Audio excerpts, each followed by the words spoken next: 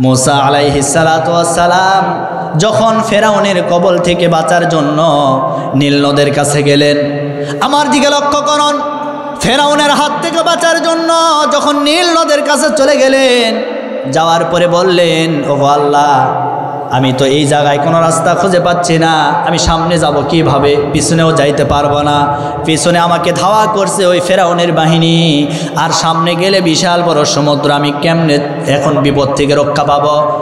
আল্লাহ মুসার সঙ্গে কিন্তু বারবার কথা বলতেন, কথা বলেন ঠিক কিনা? মুসার নাম ছিল কালিমুল্লাহ, সুবহানাল্লাহ কোন। একদিন আল্লাহকে ডাক দিয়ে বলেন, রব্বুল আলামিন, আপনি কি ঘুমান না?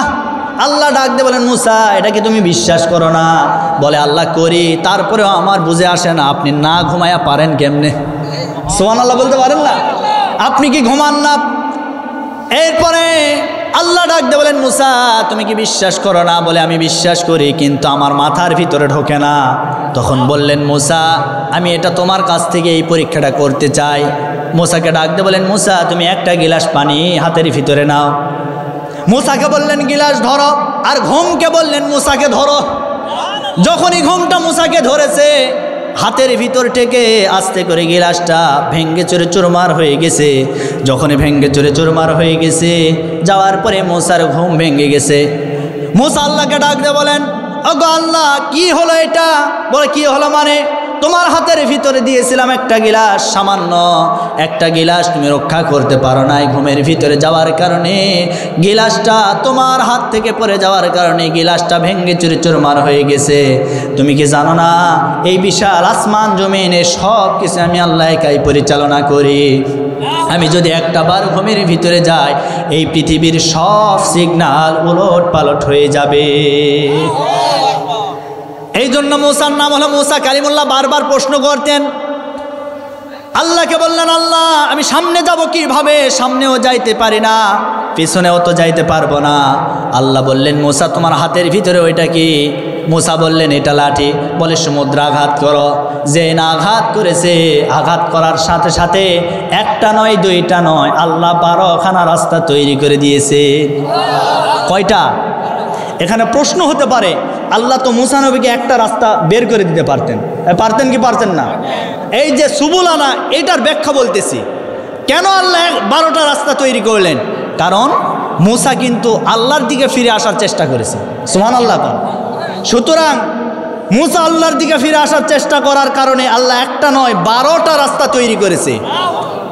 তার কারণ হলো আল্লাহ মুসাকে হেফাজত করতে চায়। মুসা নবীকে একটা রাস্তা দিয়ে যদি চলে যায়, এদিকে ফেরাউন যদি আক্রমণ করে, ওই রাস্তা বাদ দিয়ে আরেকটা রাস্তায় মুসাকে উঠাবে, সুবহানাল্লাহ কোন। এই জন্য কয়টা রাস্তা তৈরি করলেন? 12খানা রাস্তা তৈরি করলেন। মুসা আলাইহিস সালাতু ওয়াস সালাম তার দলবলদেরকে নিয়ে এইবার রাস্তা পার হয়ে চলে গেলেন। এইদিকে ফেরাউন আসলেন। আসার পরে সমুদ্রের পাশে দাঁড়িয়ে দেখতে পাচ্ছেন বিশাল বড় হাইওয়ে রোড তৈরি হয়ে গেছে। কর্মীরা ডাক দিয়ে বলেন, নেতা, এটা তৈরি করলো কে? ফেরাউন বলে, আমি করছি। কে করছে? ফেরাউন বলে, আমি করছি। বলে, আচ্ছা, বুঝলাম, আপনি যেহেতু করেছেন, অতএব আপনাকে এটা উদ্বোধন করা লাগবে। এখন ফেরাউনের মনের ভিতরে একটা ভয় ঢুকে গেছে, এই রাস্তা তো আমি তৈরি করি নাই, না জানি এটা রাস্তা না অন্য কিছু। ভয় আছে না নাই? তার কারণ হলো, যারা চুরি করে, চোরের মন কিন্তু, কথা বলেন, কথা বলেন, চোরের মন পুলিশ পুলিশ। এতদিন পর্যন্ত আমরা দেখেছি, এই স্বাধীনতার 56 বছর পার হয়ে গেছে, কত শাসক বাংলাদেশে এসেছে, কোন শাসক বাংলাদেশ ছেড়ে পালিয়ে যায় নাই। তারা কেন গেল? তার মনে বোঝা গেল এই 15 বছর তারা চুরি করেছে, এই জন্য গিয়েছে। তাদের মনে ভিতর ভয় আছে, ভয় থাকার কারণে তারা বাংলাদেশ ছেড়ে পালিয়ে চলে গেছে। এইবার ফেরাউনকে বললেন, যেহেতু আপনি এটা তৈরি করেছেন, আপনাকে উদ্বোধন করা লাগবে। ফেরাউন এইবার যেহেতু খোদা দাবি করেছে এবং নেতা, ফেরাউন এবার সর্বপ্রথম রাস্তায় উঠলেন। ওঠার পরে রাস্তা দিয়ে চলতে চলতে ফেরাউন তার দলবল নিয়ে যখন একেবারে মাঝ পথে চলে গেছে, এখন পানিকে আল্লাহ রাব্বুল আলামিন অর্ডার করলেন, ও পানি, আমার এই শত্রুকে তুমি একভাবে এমনভাবে চাপ দিবা, সে যেন ওই সমুদ্রের ভিতর থেকে উঠতে না পারে। পানি চাপ মারলেন। চাপ মারার কারণে ফেরাউন নীল নদের ভিতরে ডুবায় গেল। যাওয়ার পরে এবার মুসা আলাইহিস সালাতু ওয়াস সালাম তার সাথীদেরকে নিয়ে সমুদ্র পার হয়ে চলে গেলেন। যাওয়ার পরে চলতে চলতে এই পৃথিবীতে আমরা কম বেশি সকলে মুসা নবীর এই সমুদ্র পার হওয়ার পর্যন্ত কাহিনী আমরা সকলে জানি, কথা বলেন না কেন? কিন্তু আমি আপনাদেরকে এই ঘটনাটা পুরাটা বলতে চাই। ফেরাউনের কবল থেকে মুসা আলাইহিস সালাতু ওয়াস সালাম হেফাজত পেয়ে আল্লাহ রক্ষা করলেন, করার পরে তিনি কোথায় গেলেন, কি করলেন, এগুলি জানার দরকার আছে না নাই? শুনবেন তো ইনশাল্লাহ? একটু হাত তুলে দেখান তো দেখি। লিল্লাহে তাকবীর। আল্লাহ কবুল করুন, সকলে পড়ছে আল্লাহুম্মা আমিন। আমার ভাইয়েরা, মিশর এই রাষ্ট্র ছেড়ে চলে গেলেন মিশর আর শামের একটা মধ্যবর্তী জায়গা, যে জায়গার নাম হচ্ছে তিহ নামক জায়গা। এই তিহ প্রান্তরে মুসা আলাইহিস সালাতু ওয়াস সালাম তার সাথীদেরকে নিয়ে চলে গেলেন। যাওয়ার পরে আমার ভাইরা ওই জায়গায় বসতি স্থাপন করলেন। বসতি স্থাপন করার পরে এক পর্যায়ে মুসা তার সাথীদেরকে বললেন, ও সাথীরা, আমরা ফেরাউনের কবল থেকে বেঁচে আসলাম, আমরা আল্লাহ রাব্বুল আলামিন আমাদেরকে হেফাজত করেছেন, কিন্তু এই জায়গায় তো আমাদের শেষ না, আমাদের সামনে আরেকটা যুদ্ধ বাকি আছে। সেই যুদ্ধটা হলো আমাদের পূর্বপুরুষ বাপ দাদার ভিটা সেই ফিলিস্তিন। ওই ফিলিস্তিনের জমিনে এখনো জালিম শাসকেরা বসবাস করছে। সেই জালিম শাসকদের বিরুদ্ধে অর্থাৎ আমালিকা সম্প্রদায়ের বিরুদ্ধে আমাদের যুদ্ধ করতে হবে, আমরা যুদ্ধ করতে চাই। এইবার ফেরাউনের ওই বনি ইসরায়েলের জাতির লোকেরা বললেন, তুমি আর তোমার আল্লাহ গিয়ে যুদ্ধ করো, আমরা ওই যুদ্ধে যেতে চাই না। নাউজুবিল্লাহ বলবেন না? কি বললেন বলেন তো ভাই? তুমি আর তোমার আল্লাহ গিয়ে যুদ্ধ করো, আমরা পারবো? এই কথা বলার পরে আল্লাহ রাব্বুল আলামিন তাদেরকে ওই তিহ নামক প্রান্তরে 1 নয় 2 নয় 40টা বৎসর ওই প্রান্তরে তাদেরকে আবদ্ধ করে রাখলেন। তাদেরকে এমনভাবে রাখলেন তারা সামনেও যাইতে পারে না, পিছনেও যাইতে পারে না। মুসা আলাইহিস সালাতু ওয়াস সালাম চলে গেলেন, কিন্তু তার জাতির লোকেরা তার ওই তিহ নামক প্রান্তর থেকে তাদের জন্মভূমি মিশরে যাওয়ার জন্য চেষ্টা করে, কিন্তু যাইতে পারে না। সকালবেলা হাঁটতে শুরু করে, সকাল থেকে সন্ধ্যা পর্যন্ত হাঁটতে হাঁটতে সন্ধ্যাবেলা যখন হয়ে যায় তারা লক্ষ্য করে দেখে যে জায়গায় হাঁটা শুরু করেছে সে জায়গায় আবার সন্ধ্যাবেলায় ফিরে এসেছে। আল্লাহ তাদেরকে বের করে না। এক পর্যায়ে 1 নয় 2 নয় 40টা বৎসর যখন অতিক্রান্ত হয়ে গেল, যাওয়ার পরে তারা ডাক দিয়ে বলেন, ওগো আল্লাহ, এইভাবে তো আমরা আর থাকতে পারি না, আপনি আমাদের জন্য একটা রাসূল, একটা নবী পাঠিয়ে দেন, যেই নবীর নেতৃত্বে আমরা এখন যুদ্ধ করতে চাই। এইবার ওই জাতিদের উপরে আল্লাহর পক্ষ থেকে একজন নবী পাঠিয়ে দিলেন। সেই নবীর নাম হলো হযরতে সামুয়েল আলাইহিস সালাতু ওয়াস সালাম। আল্লাহু আকবার। সামুয়েল আলাইহিস সালাতু ওয়াস সালামকে তাদের জন্য নবী করে পাঠিয়ে দিলেন। সামুয়েল আলাইহিস সালাতু ওয়াস সালাম যখন তাদেরকে একত্রিত করলেন, করার পরে সামুয়েল নবীকে তারা ডাক দিয়ে বলেন, ওগো আল্লাহর পয়গাম্বর, আমরা যুদ্ধ করতে চাই, আমালিকা সম্প্রদায়ের বিরুদ্ধে আমরা যুদ্ধ করতে চাই, কিন্তু যুদ্ধ করতে গেলে একজন নেতার দরকার আছে, একজন বাদশার দরকার আছে। আপনি আমাদের ভিতর থেকে একটা বাদশা, একটা নেতা তৈরি করে দেন, আমরা তার নেতৃত্বে আমরা সবাই ঐক্যবদ্ধ হয়ে আমরা ওই আমালিকা সম্প্রদায়ের বিরুদ্ধে যুদ্ধ করতে চাই। এই কথাটা বলার পরে আল্লাহর পয়গাম্বর সামুয়েল আলাইহিস সালাতু ওয়াস সালাম, আমার ভাইয়েরা, আল্লাহর পক্ষ থেকে একজন পয়গাম্বর তাদের জন্য, একজন বাদশাহ তাদের জন্য নিযুক্ত করলেন। একজন বাদশাহ, একজন সেনাপতি নিযুক্ত করলেন। সেই সেনাপতির নাম হলো তালুত। সুবহানাল্লাহ কোন? সেই সেনাপতির নাম কি? সবাই বলেন। রব্বুল আলামিন কোরআনে কারীমের ভিতরে সেই কথাটা জানাই দিয়েছেন। ألم تر إلى الملأ من بني إسرائيل من بعد موسى إذ قالوا لنبي لهم ابعث لنا ملكا نقاتل في سبيل الله। আল্লাহ বললেন, হে নবী, আপনি কি দেখেননি আপনি কি জানেন না বনি ইসরাইলের জাতিরা তারা বলেছিল আপনি একজন রাসূল, একজন নবী পাঠিয়ে দেন, সেই রাসূল আবার আমাদের জন্য একটা বাদশাহ নিযুক্ত করবেন, আমরা সেই বাদশার নেতৃত্বে যুদ্ধ করতে চাই। আমার ভাইরা, ওই সামুয়েল আলাইহিস সালাতু ওয়াস সালাম তাদেরকে বলেছিল, ক্বালা হাল আসাইতুম ইন কুতিবা আলাইকুমুল কিতালু আল্লা তুকাতিলু। আল্লাহ রাব্বুল আলামিন বলেন, সামুয়েল আলাইহিস সালাতু ওয়াস সালাম তাদেরকে বলছেন, আচ্ছা বাদশা কেন লাগবে? এমনি যদি তোমাদের উপর যুদ্ধ ফরজ হয়, যুদ্ধ যদি এসে যায়, তোমরা কি যুদ্ধ করবা না? তখন তারা বলেছিল, তারা উত্তর দিয়ে বলেছিল, ক্বালু ওয়া মা লানা আল্লা নুকাতিলা ফি সাবিলিল্লাহি ওয়া ক্বাদ উখরিজনা মিন দিয়ারিনা ওয়া আবনাইনা। তারা বলেছিল আমরা কেন যুদ্ধ করব না? তার কারণ হলো আমাদের বাপ দাদার পৈতৃক ভিটা থেকে, পৈতৃক সম্পত্তি থেকে তারা আমাদেরকে বিতাড়িত করে দিয়েছে। অবশ্যই আমরা যুদ্ধ করতে চাই, আমরা সংগ্রাম করতে চাই। এরপরে আমার ভাইয়েরা, জিহাদ তাদের উপর যখন ফরজ হয়ে গেল, আল্লাহ রাব্বুল আলামিন বলেন, জিহাদ যখন তাদের উপরে ফরজ হয়ে গেল, ফালাম্মা কুতিবা আলাইহিমুল কিতালু তাওয়াল্লাউ ইল্লা কলিলাম মিনহুম ওয়াল্লাহু আলিমুম বিজ্জালিমিন। তাদের উপর যখন জিহাদটা ফরজ হয়ে গেল, কতিপয় মানুষ জিহাদে অংশগ্রহণ করলো, আর বাকি যারা আছে তারা জালিমদের অন্তর্ভুক্ত হয়ে গেল, সবাই যেতে পারলো না। রব্বুল আলামিন সেই ঘটনাটা সুন্দর করে জানাই দিয়েছেন। সেই ঘটনা কি ঘটনা এখন জানার দরকার আছে না নাই? জোরে বলেন, আছে না নাই? আমার প্রিয় বন্ধুগণ, তাহলে তাদের নবী বললেন, তোমাদের জন্য একটা বাদশাহ আল্লাহ রাব্বুল আলামিন নিযুক্ত করে দিয়েছেন। ওয়া ক্বালা লাহুম নাবিয়্যুহুম ইন্নাল্লাহা ক্বাদ বা'আসা লাকুম তালুতা মালিকা। আল্লাহ তোমাদের জন্য একটা বাদশাহ নিযুক্ত করে দিয়েছেন, সে বাদশার নাম হলো তালুত। বাদশার নাম কি? সবাই বলেন। তখন তারা বলল, এটা একটা কথা হলো? তার কারণ বনি ইসরায়েলের লোকেরা কিন্তু ঘাড়তারা বেকা মানুষ। কথা বলেন। তারা বলল, এটা কোনো কথা হলো? তালুত আমাদের ভিতর থেকে দুর্বল মানুষ, তালুতের সম্পদ নাই, টাকা নাই, পয়সা নাই, আর সামান্য এই গরিব অসহায় এই তালুত আমাদের বাদশা হবে, আমরা মানতে পারি না। তারা কি বলল? আমরা মানতে পারি না।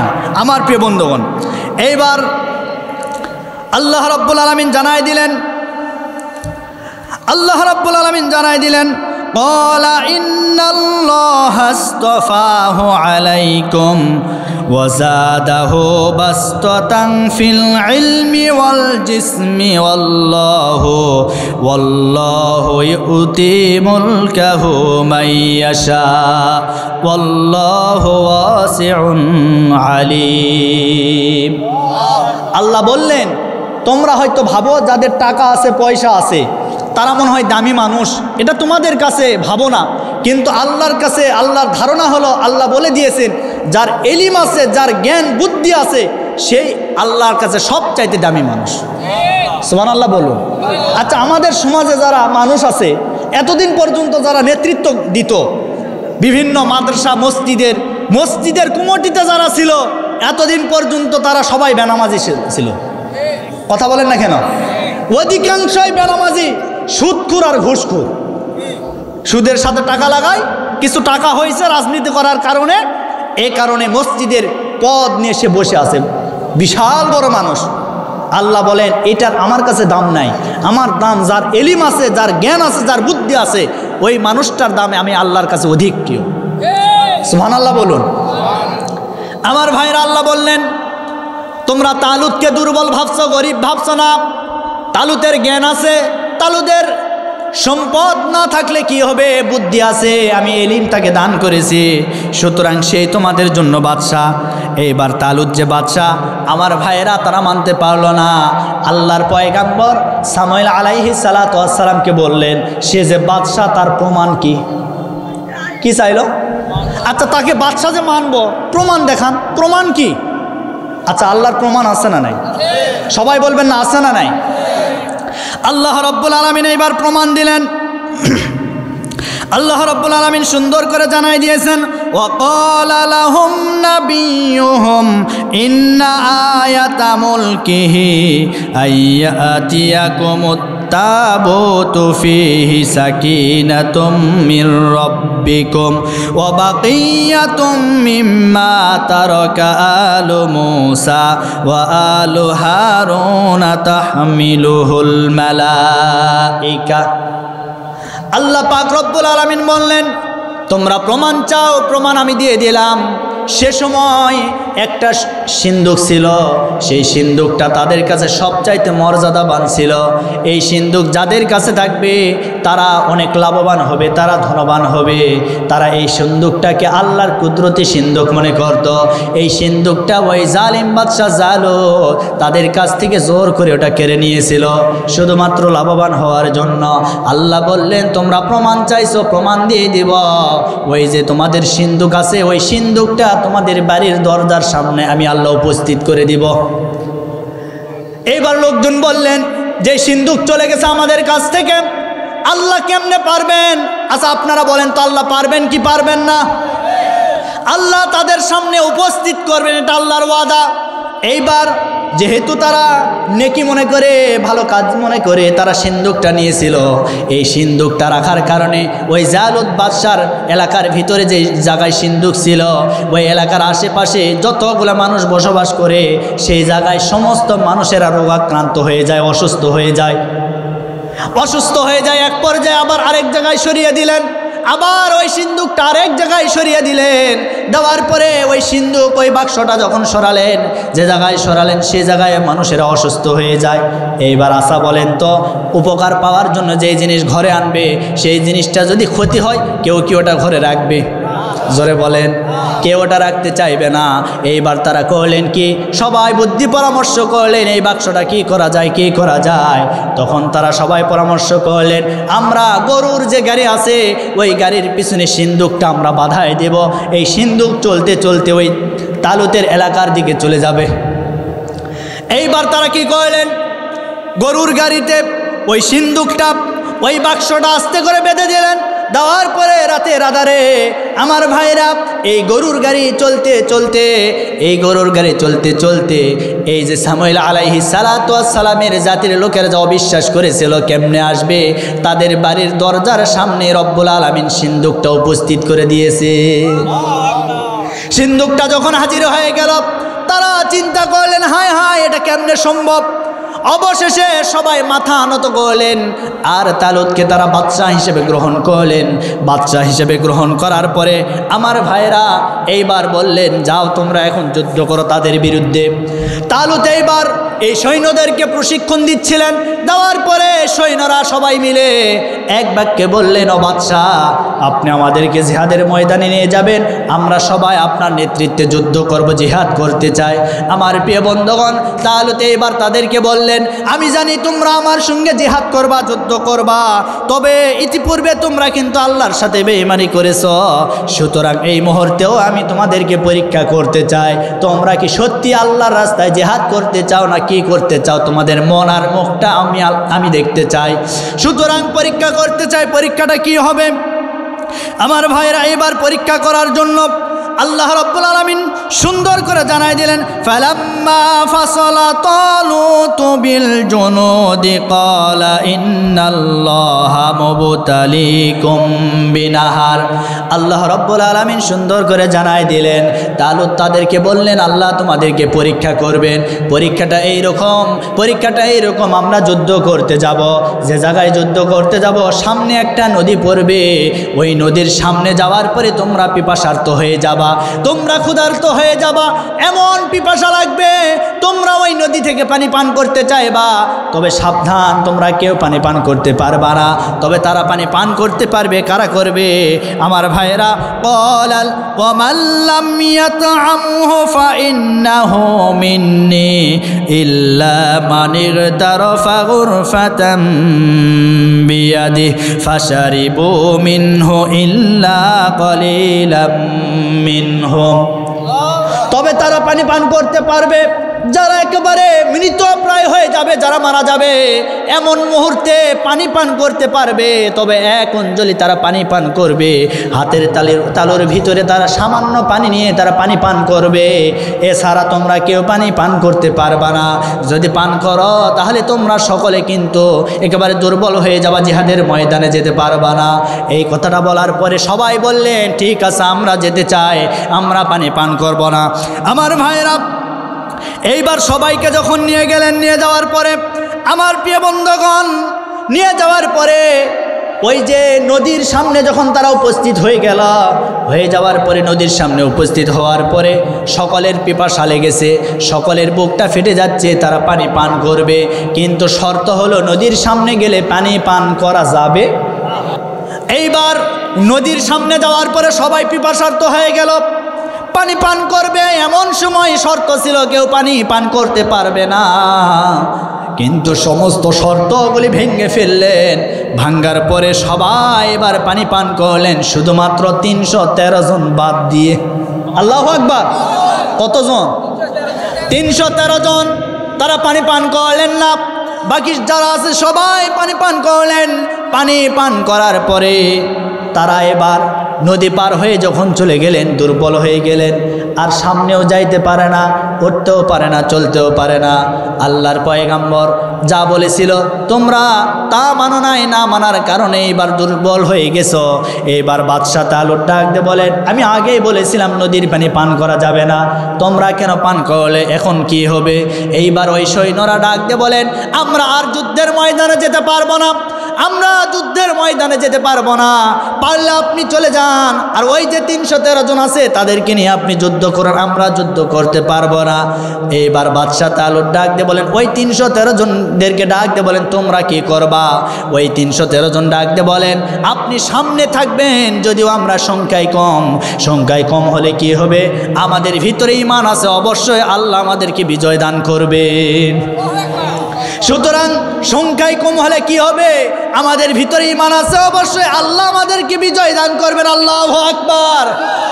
আজ আমরা বলতে চাই, বাংলাদেশে এখনো যারা মনে করছেন তোমাদের দলের ভিতরে লোক নাই, আমরা বলবো বেশি দরকার নাই, কারণ হারামখোরদেরকে আমরা চাই না।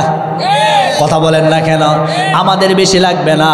ওই বদরের প্রান্তরে 313 জন যোদ্ধা যেভাবে ঈমান নিয়ে যুদ্ধ করেছে, আল্লাহ ফেরেশতা দ্বারা তাদেরকে যেভাবে সাহায্য করেছে, আমরা মনে করি আগামীর বাংলাদেশে আল্লাহ আমাদের বাংলাদেশ ও ইসলামকে বিজয় করার জন্য ফেরেশতা দান করবে। কিন্তু আপনারা যারা শামিল হতে পারবেন না, নিঃসন্দেহে আমরা বুঝে নেব আপনারা কাফেরদের অন্তর্ভুক্ত। কথা বলেন ঠিক কিনা? আমি বলতে চাই, আগামীর বাংলাদেশে ইসলামকে আমরা চাই। আমরা বহু দল দেখলাম, কোনো দল শান্তি দিতে পারে নাই। কথা বলেন না কেন?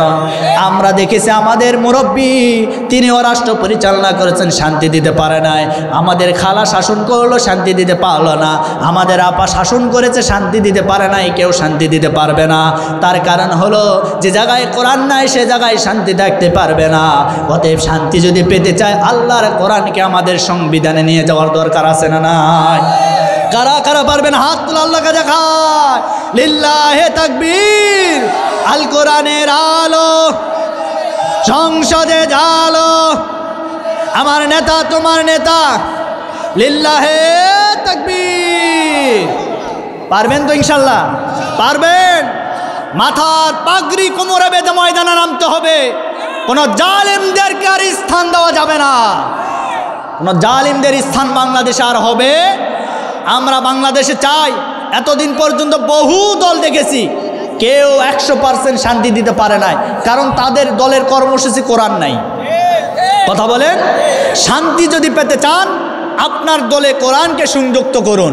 আমি বলছি না যে অমুক তুমুক দলের চামচাবি করার জন্য আমি এখানে আসি নাই, আপনাকে অমুক তুমুক দল করতে বলি নাই।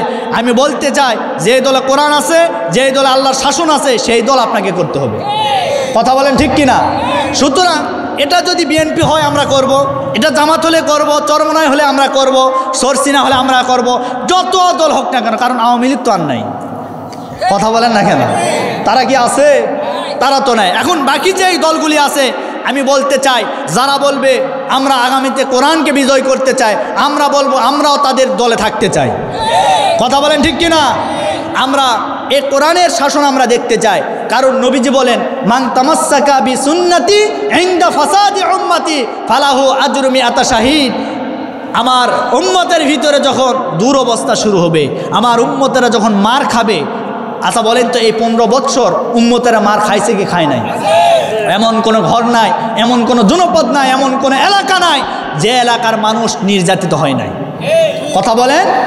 নবীজি বলেন শেষ জামানার সময় আমার উম্মতেরা যখন মার খাবে, ওই সময় কেউ যদি একটা মৃত সুন্নতকে জিন্দা করতে পারে, 100 গলা কাটা শহীদের সওয়াব আল্লাহ তাদের আমলনামায় দান করবেন।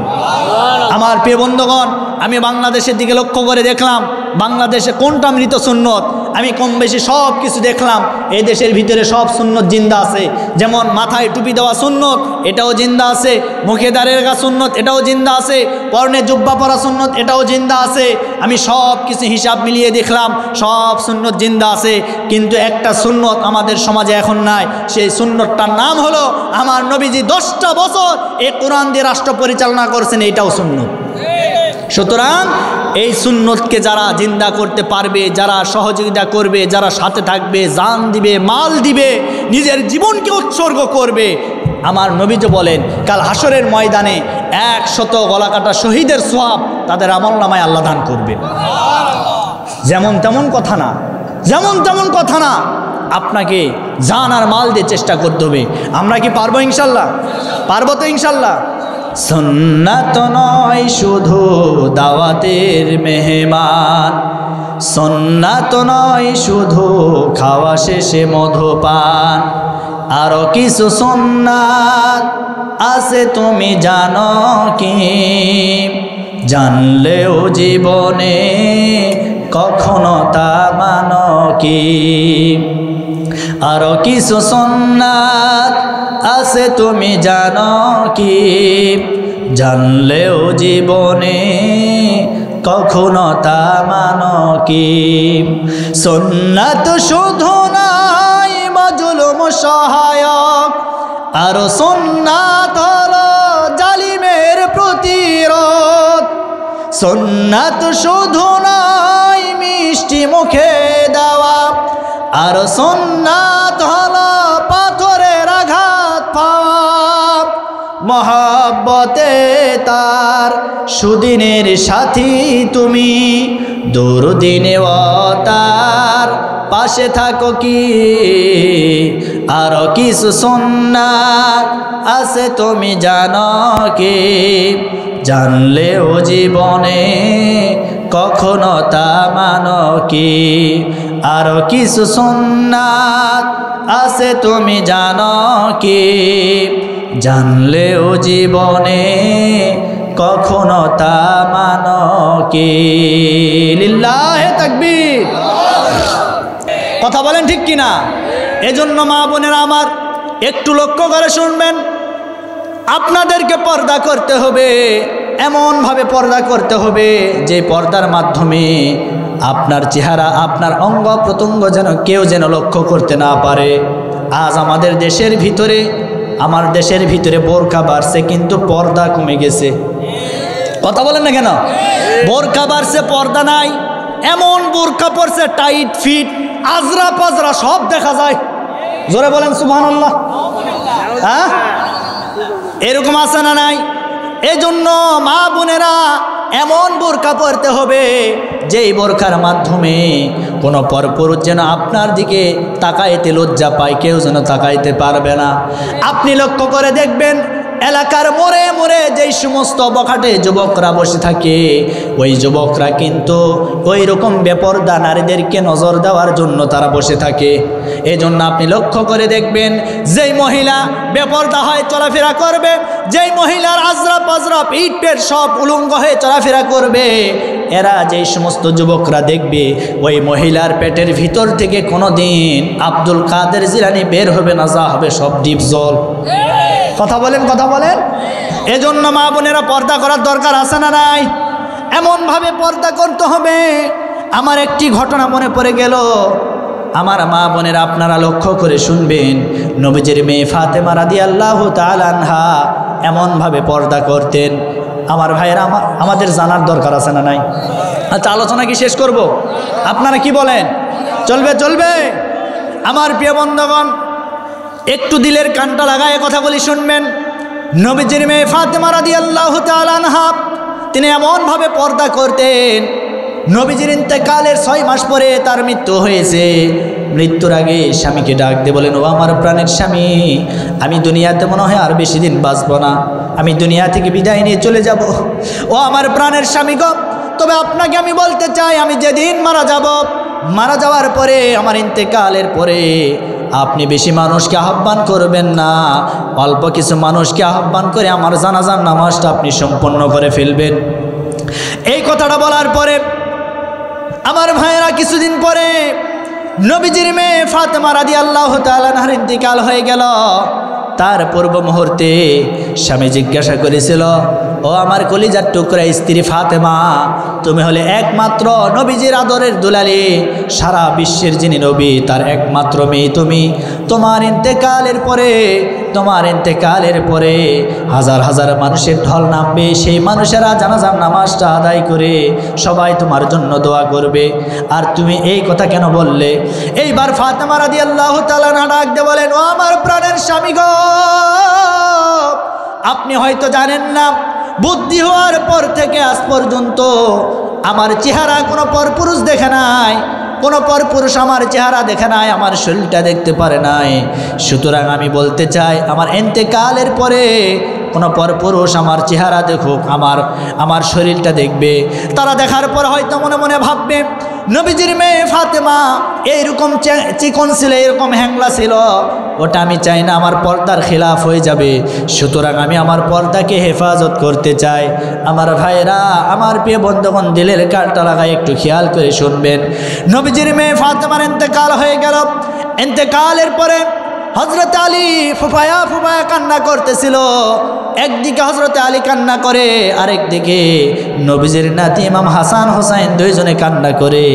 আলী এবার চলে গেলেন নবীজির একজন প্রিয় সাহাবী আবু যার গিফারি রাদিয়াল্লাহু তাআলা আনহুর বাড়ির একেবারে জানালার কাছে। যাওয়ার পরে আবু যারের জানালার পাশে সাপের মতো ফুসফুসায়া কান্না করে। এমন সময় তার কান্নার আওয়াজ পেয়ে আবু যার ঘুম থেকে উঠে আলীকে ডাক দিয়ে বলেন, আপনি কি আমার জানালার পাশে ফুসফুসায়া কান্না করছেন? এইবার আলী ডাক দিয়ে বলেন, আমি হলাম হাসান হোসাইনের বাবা আলী, ফাতেমার স্বামী আমি আলী, আমি তোমার কাছে এসেছি। বলে, আমার কাছে কেন এসেছেন? বলে, নবীজির মেয়ে ফাতেমা দুনিয়া থেকে বিদায় নিয়ে চলে গেছে, আসেন আসেন জলদি করে জানাজার নামাজটা আদায় করতে হবে, কবরটা খনন করতে হবে। এইবার আবু যার গিফারি রাদিয়াল্লাহু তাআলা আনহু তিনি করলেন কি, তার শরীরের উপরে পাতলা একটা কাপড় উঠায় দিলেন। দেওয়ার পরে হাতের ভিতরে একটা কোদাল নিলেন, আর একটা মাটি কাটার আপনার ওই যেই ডালি ছিল, এই ডালিটা হাতের ভিতরে নেওয়ার পরে কবরস্থানের দিকে চলে গেলেন। যাওয়ার পরে কবরস্থানের মাটি খুঁড়তে লাগলেন। ঘুরতে ঘুরতে এক পর্যায়ে মাটি খুঁড়তে খুঁড়তে চোখের পানি ফেলতেছিল, আর ডাক দিয়ে বলেন, ও কবরের মাটি রে, আজকে তুমি কি জানো তোমার ভিতরে আজকে কাকে রাখা হবে? আজকে তুমি কি জানো তোমার ভিতরে কাকে রাখা হবে? এমন একজন মানুষকে রাখা হবে যিনি হচ্ছেন দুনিয়াতে থাকতে জান্নাতি রমণীদের সর্দারিনীর সার্টিফিকেট পেয়েছেন। এমন একজন মেয়েকে, এমন একজন কন্যাকে রাখা হবে, তার নাম হচ্ছে ফাতেমা। রে কবরের মাটি, খবরদার খবরদার, ফাতেমার সাথে তুমি কোনো বিয়াদবি করবা না। এই কথাটা বলার পরে আবার কিছু দূর চলে গেলেন। যাওয়ার পরে আবার ডাক দিয়ে বলেন, রে কবরের মাটি, আজকে তোমার ভিতরে কাকে রাখা হবে তুমি কি জানো? আজকে এমন একজন মাকে রাখা হবে, জান্নাতি যুবকদের সর্দার যারা হবে ইমাম হাসান এবং হোসাইন, এই দুইজনের মাকে আজকে তোমার ভিতরে রাখা হবে। খবরদার খবরদার, কবরের মাটি, তুমি আজকে ফাতেমার সাথে কোনো বিয়াদবি করবা না। আবার বললেন, কবরের মাটি, আজকে তোমার ভিতরে কাকে রাখা হবে তুমি কি জানো? আজকে এমন একজন স্ত্রীকে রাখা হবে এই পৃথিবীর জমিনে আশারায়ে মুবাশশারা জান্নাতের 10 জন সার্টিফিকেট প্রাপ্ত মানুষগুলির একজন, তিনি হচ্ছেন হযরতে আলী, নবীজির জামাই। আজকে তার স্ত্রীকে তোমার ভিতরে রাখা হবে কবরের মাটি। খবরদার খবরদার, তার সাথে তুমি বিয়াদবি করবা না। সর্বশেষ কবরটা খননের যখন শেষ পর্যায়ে চলে গেলাম, যাওয়ার পরে কবরের মাটিকে ডাক দিয়ে বলেন, কবরের মাটি, আজকে তুমি কি জানো আজকে তোমার ভিতরে কাকে রাখা হবে? এমন একজন মেয়েকে রাখা হবে, এমন একজন মহামানবের কন্যাকে রাখা হবে, যে মহামানব শুধুমাত্র এই দুনিয়ার নবী নয়, আসমান জমিনের নবী, সারা পৃথিবীর নবী, যাকে সৃষ্টি না করলে রব্বুল আলামিন কিছুই সৃষ্টি করতেন না। সেই মহামানবের একমাত্র আদরের দুলালি ফাতেমাকে আজকে তোমার ভিতরে রাখা হবে। খবরদার খবরদার ফাতেমা, খবরদার খবরদার, কবরের মাটি, তার সাথে তুমি বিয়াদবি করবা না। এই কথাটা বলার পরে কবরটা খনন করা শেষ হয়ে গেল। কবর থেকে যখন উঠবে দাঁড়াবে, এমন সময় কবর থেকে একটা আওয়াজ বের হয়ে আসলো। হে আবু জার, নবীর সাহাবী, কান খাড়া করে শুনে নাও, কান খাড়া করে শুনে নাও। আজকে আমার ভিতরে কার পরিচয় তুমি দিলে? আজকে তুমি ফাতেমার পরিচয় দিলে, নবীজির মেয়ের পরিচয় দিলে, হাসান হোসাইনের মার পরিচয় দিলে। আজকে আমি কবর তোমাকে বলে দিলাম, আমি কোনো পরিচয় দিয়ে কারোর সাথে আমি খারাপ এবং ভালো ব্যবহার করব না। আজকে আমি ওই ব্যক্তিকে চিনি যার আমল ভালো, যে আমল ভালো নিয়ে আসতে পারবে তাকে আমি চিনি। তার জন্য আমি কবর জান্নাতের ফুল বাগান হয়ে যাব। আর যার আমল খারাপ হবে, যে ভালো আমল করতে পারবে না, আজকে আমার ভিতরে ওই খারাপ আমলওয়ালা ব্যক্তি যখন চলে আসবে, আসার পরে আমি কবর তার জন্য ভয়ঙ্কর হয়ে যাব। আর এ কবর এমন একটি জায়গা, যে জায়গায় আমরা কেউ থাকতে পারবো না। অন্ধকার কবর, কবরের আযাব আমরা কেউ সহ্য করতে পারবো না। আমার ভাইয়েরা, ওই কবরকে আমরা ভয় করে চলবো, কবরের আযাবকে আমরা ভয় করব। এমন একটা দিন আমাদের সামনে উপস্থিত হয়ে আছে, আমরা সবাই কবরে চলে যাব। তবে কোন দিন আমরা কবরে যাব আমরা কেউ জানি না। ওই কবরে যাওয়ার আগে আমাদের কবরের মাল সামানা তৈরি করার দরকার আছে না নাই? আরো জোরে বলেন, আছে না নাই? আমার ভাইরা, কবরে যাওয়ার আগে অবশ্যই 5 ওয়াক্ত নামাজ পড়ার দরকার আছে না নাই? আরো জোরে বলেন।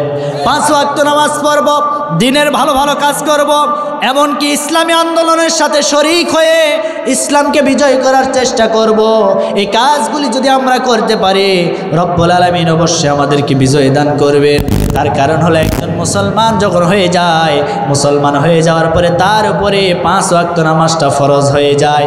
আমার ভাইয়েরা, কবরের ভিতরে সর্বপ্রথম আপনার হজের হিসাব নেওয়া হবে। এত বেশি হয়েছে? আচ্ছা মা বোনেরা, আপনারা একটু চেপে বসেন, আপনারা একটু চেপে বসেন, আপনাদের জায়গা হচ্ছে না। আমরা জানি, আমি তো বাংলাদেশের কম বেশি সব জেলাতে কথা বলি, আমি জানি সকল জেলায় মা বোনদের জায়গা হয় না। তারা ওয়াজ শুনে বেশি, আবার তাদের সংসারে অশান্তিও তাদের দ্বারা বেশি। কথা বলেন না কেন? দেখবেন আমাদের পুরুষদের কোনো দোষ নাই, আমি দোষ দেব না। কারণ আপনি খেয়াল করে দেখবেন, পরিবারে যাদের দ্বারা অশান্তি হয়, হয় শাশুড়ি না হলে বৌমা। কথা বলেন না কেন?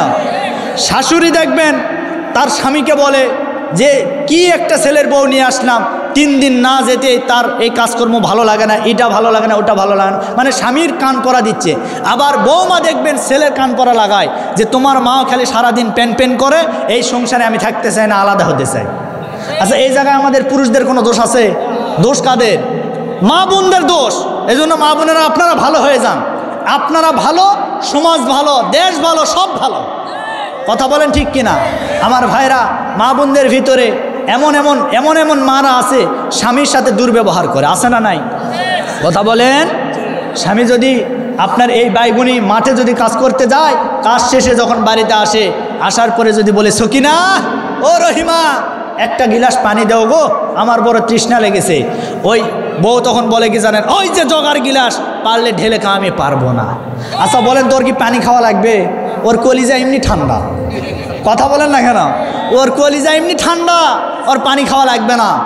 এজন্য মা বোনেরা, স্বামীর খেদমত করবেন। আপনাদের জন্য আমল বেশি না, 4টা। জোরে বলেন, কয়টা? 1 নম্বরে নামাজ, 2 নম্বরে পর্দা, 3 নম্বরে রোজা, আর 4 নম্বরে স্বামীর খেদমত। এই 4টা আমল কোনো মহিলা যদি করতে পারে আল্লাহর জান্নাতের 8টি দরজা তাদের জন্য উন্মুক্ত হয়ে যাবে। আর স্বামীর খেদমত করতে চায় না। আবার আপনারা ভাবেন না আপনারা খুব আল্লাহর ওলি।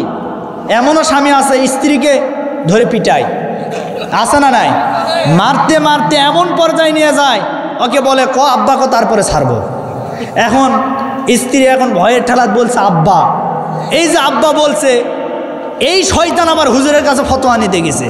এক হুজুরের কাছে ফতোয়া নিতে গেছে, যাওয়ার পরে বলছে রাগ করে যে আমার স্বামীকে মারছি, আমার স্ত্রীকে মারছি, আমার স্ত্রী তো আমাকে আব্বা বলছে। হুজুর আমার স্ত্রী আছে না, তালাক হয়ে গেছে। তখন বলছে যে আগে তোকে ধরে পিটান লাগবে, তারপরে বিচার হবে। কথা বলেন ঠিক কিনা? এই জন্য স্ত্রীকে পিটানো যাবে?